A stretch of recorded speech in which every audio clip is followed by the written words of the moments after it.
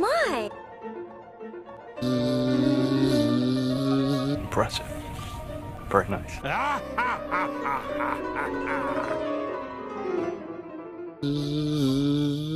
And here we go. It's aura. It's aura. It's king shit. It's king shit. God killer. God killer. This is what aura truly is. My bad, I had to charge up in the beginning. And there were bees in this chapter actually, so that was quite fitting. That's how we charge up here on this channel. We buzz. X-nay on the live reaction nays for a little bit. We're gonna be switching over to reviews. I have a lot of memes prepared for today. We are going to be going through the chapter. There's about 3 parts to really talk about. God killer.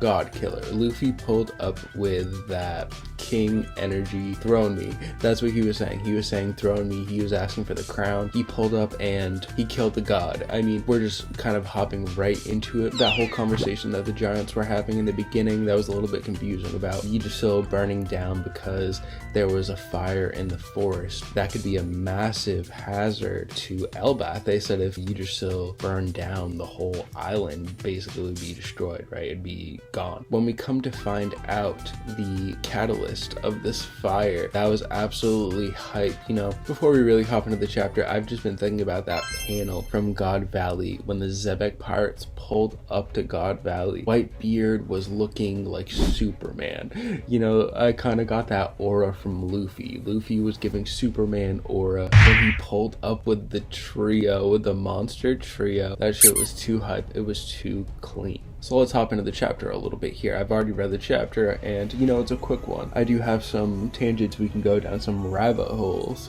No pun intended. Ooh, I'm clean. I just thought of that. Chapter 1127, Adventure in the Land of Mystery. And we have volume 15 of Yamato's cover story. Love Yamato, by the way. Big Yamato fan over here. I haven't heard anybody talk about Yamato's sword. Am I retarded? Like, whose fucking sword is this? This pattern is super distinct. I looked it up on the wiki after I read the chapter. She has her Kanabo, obviously her club. Stated to have a sword is nowhere on the wiki. What the fuck? I'm talking to like Master Yoda. We start the chapter off just like this little note here says, giant confusion. I didn't know what was going on. These giants don't know what was going on. There's a giant fire, no pun intended, occurring in the forest. And they mentioned that they need to report this to the great sun god. Here comes the first rabbit hole. I'm gonna make this quick because this is really just a very quick thing, a side tangent, but Lucci has the leopard zone, right?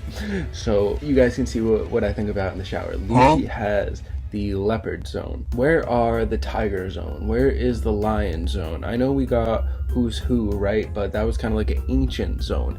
Where are the tiger zones? There's tigers in the world.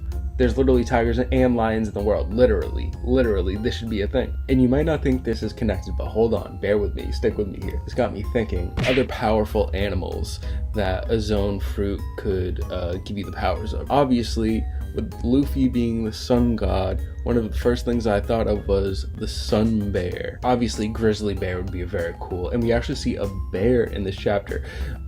That's not the whole reason why I'm ranting like this, but the sun bear zone would be super cool for this quote-unquote great sun god that these giants have to report this fire in the forest. It just makes a whole lot of sense to me, especially now on Elbath we see a bear in the first chapter. We'll get to that in a little bit. Let's just continue the chapter. After they mention this great sun god, they see what they call stinger mole, basically incapacitated on the ground. This one on the left is literally beat up. They say something's wrong with this. They don't just fall out of the sky, and we come to find out that there was a large tremor that was in the forest that led to the fall of the mighty ear god, who we will find out right now is an enormous rabbit. This giant right here, he's very concerned and he's very skeptical that something could take out this giant ear god, but it's Big Luffy, King me, Throne me. We cut over to what is known as Big Stein Castle, and then there's what is that, a hyphen, so possibly there's more to this castle. This is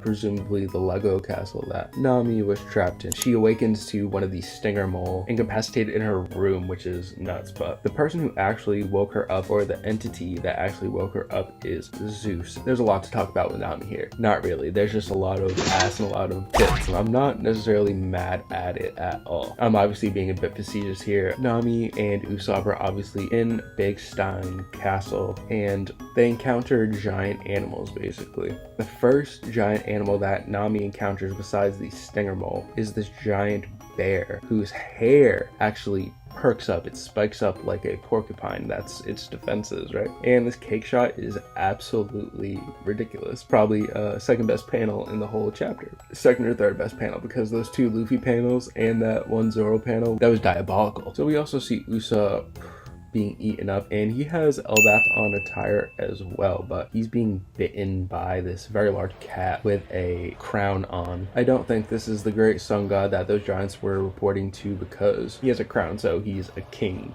Most likely he's not a god. Although, you know, if we go back to ancient times, you know, to like ancient Egypt, there was a very thin line between god and king, right? Usopp is asking for help because he's in a pitiful situation right now, but I like his drip.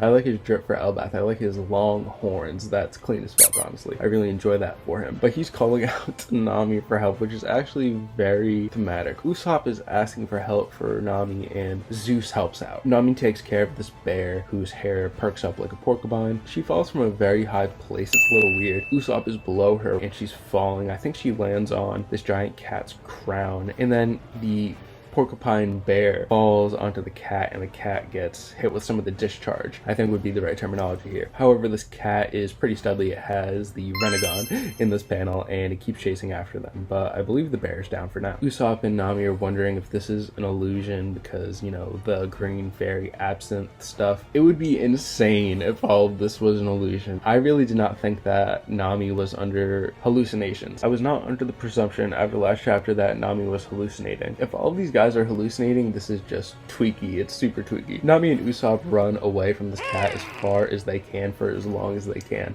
but they reach a dead end, and it's extremely high up, obviously, because this is Elbaf. What more needs to be said? Usopp is actually pretty funny here, face to face with this cat king. This cat is kind of giving Studio Ghibli, and Usopp just thinks it's an illusion, and he pays the price for it dearly. He gets clobbered off the side of the castle. Did I mention the Nami cake shots in this chapter? She falls off as well. I think she landed on Usopp. That's probably what happened. It wasn't shown, but this cat has now turned into a lion, and I told you the lion, tigers, and bears rant not because I read the chapter. I literally thought of this pretty much yesterday. This cat has transformed into this Lion King, literally. So many rabbit holes. All of you guys know this, but Emu's throne has two lions carved into it, one on each side of him. That's why I call him the Lion King. Also, if you've seen Fate Grand Order, you know how cool the Lion King is. This lion is roaring at Nami and Usopp, and Nami is trying to use Usopp as a shield. But right on cue, this is one of the things that made it feel just like prime anime, prime One Piece. Sanji, Luffy, and Zoro all pulled up. This Luffy panel was just warming me up because he has the Joy Boy face. He has the Odin death face. Also, just looking closer into this panel, Zoro he has aura dragons. This fucking guy is so extra. He wants to be Aragon and chat with Saphira. He wants to be a dragon rider. Luffy uses Gear Forth, Elephant Gun, Sanji uses Ifrit, and they basically just murder this lion, as we will come to find out the same way that they did the ear god. They are the cause of the fire in the forest of Nijiso. Zoro was looking super swaggy with his goggles on. Super swaggy goggles, Zoro. First line out of Luffy on Elbaf, besides the elephant gun. I wonder how this guy will taste. So fitting. We're going to King Richard's Fair. We're eating mutton. This is when they mentioned that the rabbit they grilled up earlier was tasty. The ear god. One quick thing, I was trying to think of rabbit gods for this chapter review. I'm not too sure how many of you guys read Ricky Ricotta's Mighty Robot series when you were a kid. I used to love these books, and I remember there being these giant rabbits in one of the books, and it just so turns out that there is a book where the Mighty Robot versus the Jurassic Jackrabbits from Jupiter, which is just so cute. I love Ricky Ricotta's Mighty Robot. Let me know if you guys have read that in the comments. But the other thing I thought of was Toji decimating all of Megumi's rabbits. That's how Luffy was when he took out the ear god of Elbaf. What the fuck? He's a savage. This was a savage introduction. So closing out the chapter here, Sanji is super excited to see Nami in her Elbaf attire. He was extremely worried. There's a panel of Yggdrasil, the giant tree, and a Brar, presumably another giant beast. So these are the giant beasts, the gods that the giants were talking about when they were referring to the Gorosei, and Luffy is just stomping these guys out. I was wondering where Chopper was. I didn't notice it the first time I went through the chapter, but this is actually a good reason why we're doing reviews. I didn't know who was saying not again. I didn't put the pieces together for some reason, but that's clearly Chopper. Chopper has been separated from the rest of the crew. Let me know your opinions on that. I'm pretty sure I'm spot on, but after hearing that roar, Luffy says that it sounds like there might be some bigger beasts around, and if they look tasty, he'll get it for them. I guess he's going off by himself at this point. Zoro wants to prioritize finding the sea and the ship to establish the crew's safety, and Sanji mentions the B Battalion and their hive. He says that it'd be a shame to let all that food go to waste, and Elbaf honey, it's probably like the Green Fairy. It's probably some acid honey. There's a lot of drugs in Elbaf, a lot of subliminal messaging in Elbaf, and it's honestly hilarious. It makes sense because we're in a fairy tale. Last panel of the chapter, Nami is freaking out because all of these guys are so casual. I mean, she was just in a pretty traumatic situation. She woke up in a place she didn't know where she was, and then she just starts getting attacked by giant animals. But the boys are super casual, super fucking clean. My word, Luffy was stupid clean in this chapter. Let me know your opinions on the chapter, guys. I would really appreciate that. Please like, comment, and subscribe if you enjoyed, and have a great day. Thanks again.